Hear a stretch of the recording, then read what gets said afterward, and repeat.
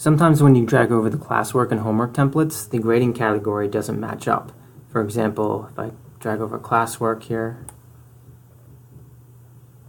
and I go to settings, it's in projects.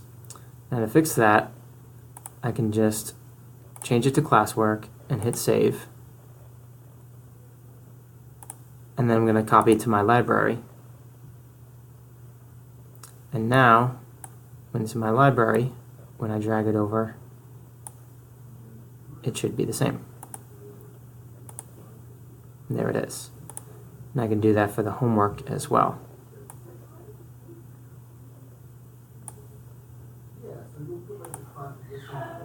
See, the homework here doesn't match. It says assessments. I'll just change it to homework. Hit save. I'll throw it in my library.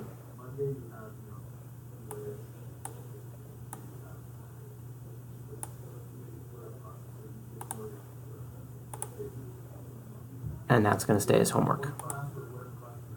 And I can get rid of the original templates that I had in my library and just use the new ones that I created here.